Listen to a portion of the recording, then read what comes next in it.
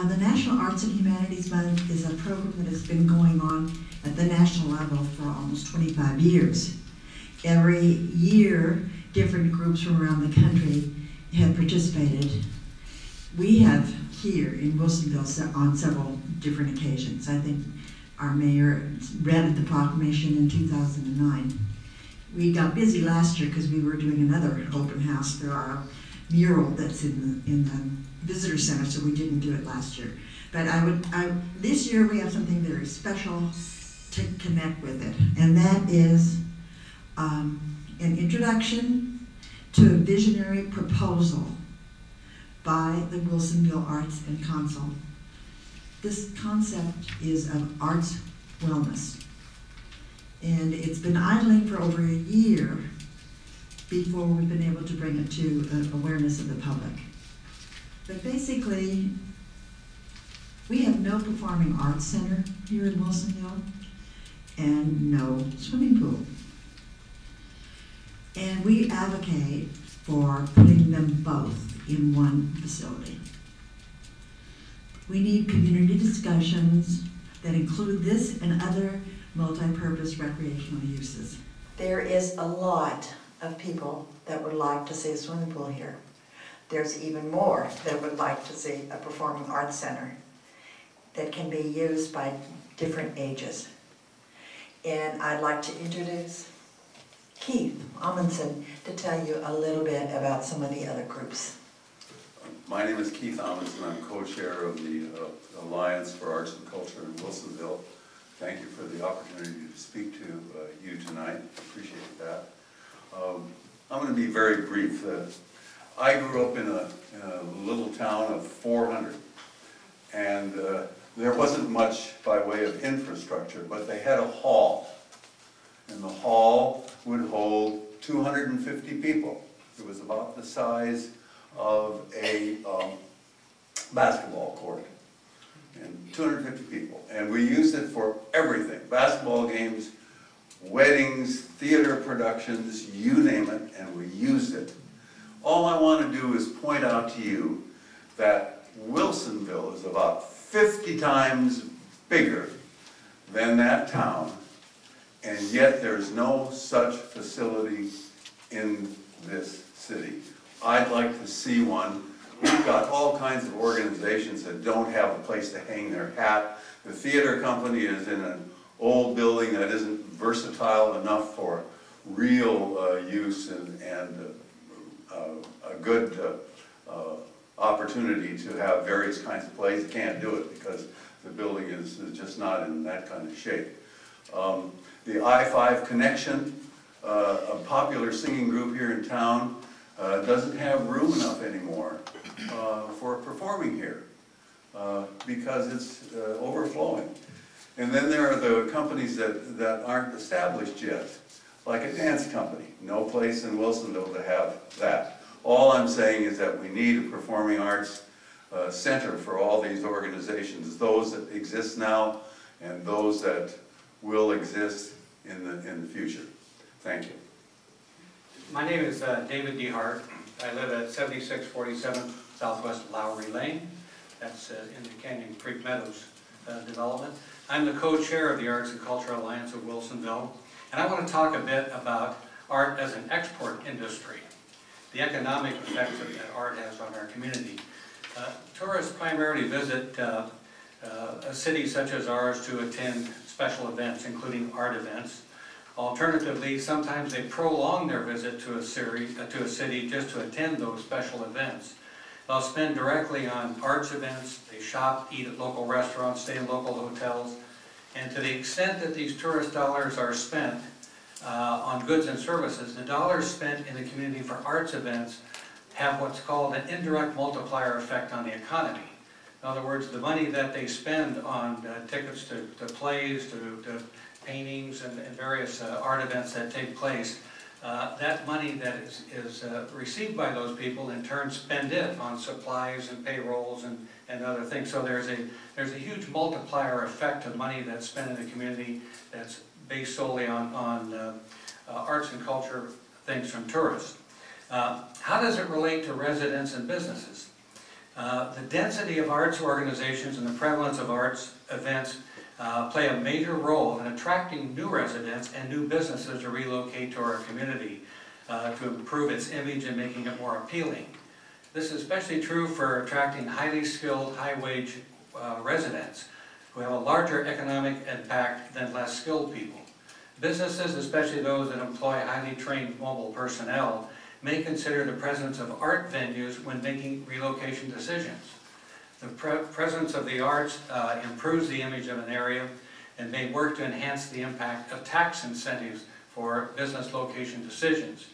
High concentrations of artists and or high-skilled workers produce what's called an agglomeration effect, where businesses, especially those in fast-growing creative industries, are drawn to an area because of its availability of creative talent and high-skilled workers and vice versa. What's its impact on investments? By improving a community's image, people may feel more confident about investing in their community. So, for example, people might be more likely to buy property in an area that they feel is up and coming because of the presence of arts and cultural programs. Or banks may be more likely to lend to home buyers and businesses in areas perceived as being more secure and stable. In summary, Wilsonville is ideally situated to attract tourists, potential businesses, and home buyers.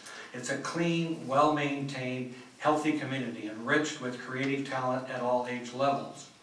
With its newly developed access from I-5, where a considerable investment was made to provide an artistic and aesthetic gateway, Wilsonville could be and should be a destination for those seeking to visit and live in a community filled with creative opportunities.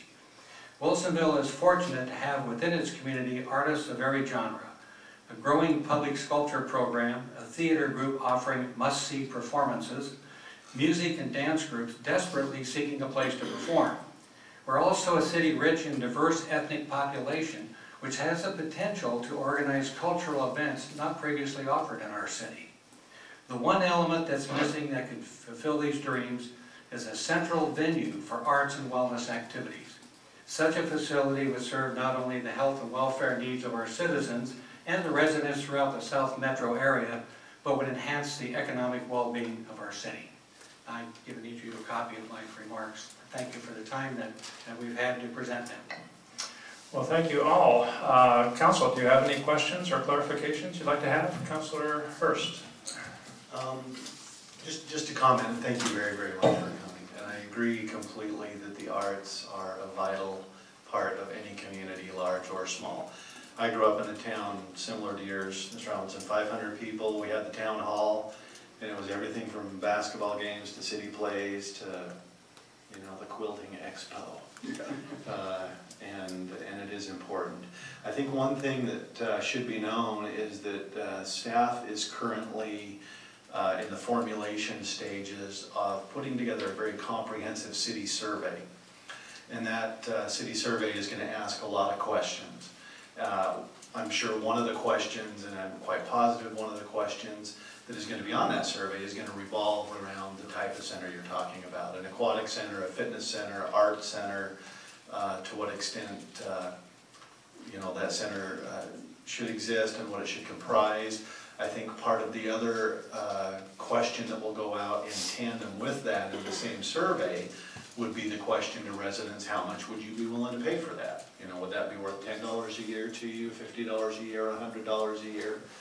And I think the responses from that survey, when it's produced and come back, will be very helpful in guiding us forward in a properly measured, popular and sustainable and affordable way towards the goals that we're trying to reach.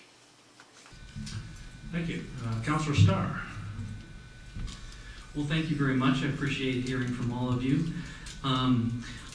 I just wanted to say, I brought this up, I don't know, a few months ago now, just trying to get it out there because I thought it was a time that had, its time had come for at least a community discussion on what are we going to do next with it. And as Councilor Hurst said, one of the first things that we're going to do is come up with a survey to find out where the community is. And is it Mr. Amundsen? Amundsen, yes. To your point, you used the term need, and I don't know. I'm very curious to see where the community comes out, if they determine that it would be a need or a want, but we will take a good look at that survey and then decide if the citizens say it's a need, then we will start making the appropriate measures to figure out how we make things happen from there. Also, I just wanted to say, and I think Councilor Hurst said this too, from a cost perspective, we are also looking for direction from the citizens to say, is this something where we want to keep current city services at the current levels and then just take on debt to go ahead and bring something on?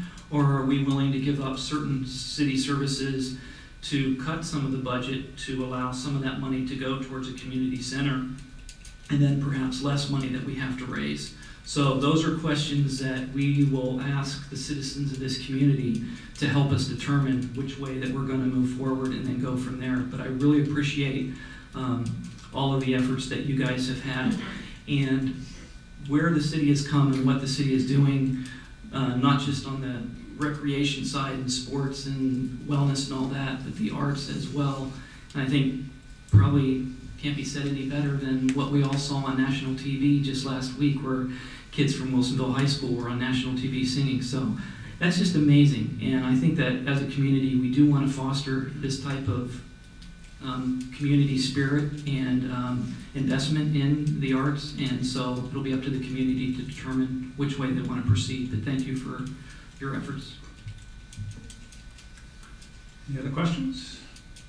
I also want to thank you. I know that you have all been working diligently for some years to try to further the acknowledgement and the presence of arts in our community. So thank you all for your time and service on that. And I know it's an ongoing value that we will all be working on and looking forward to improvements that we can make, and we'll see how we can do that. I will go ahead then and read the declaration, if I may. National Arts and Humanities Month, October 2011. Whereas the month of October has been recognized as National Arts and Humanities Month by thousands of arts and cultural organizations, communities, and states across the country, as well as by the White House and Congress for more than 2 decades. And whereas the arts and humanities embody much of the accumulated wisdom, intellect, and imagination of humankind, and whereas the arts and humanities embrace and enrich the lives of every American, and whereas the arts and humanities play a unique role in the lives of our families, our communities, and our country, and whereas the nonprofit arts industry also strengthens our economy by generating $166.2 billion in economic activity annually, and by supporting the full-time equivalent of 5.7 million jobs. Now therefore be it resolved that I, Tim Knapp, as Mayor of the City of Wilsonville, do hereby proclaim October as National Arts and Humanities Month in the City of Wilsonville, Oregon, and call upon our citizens to celebrate and promote the arts and culture in our nation, and to specifically encourage the greater participation by those said citizens in taking actions for the arts and humanities in our towns and cities. Dated October 3rd, 2011. Thank you very much. Thank you. Appreciate your time. Thank you.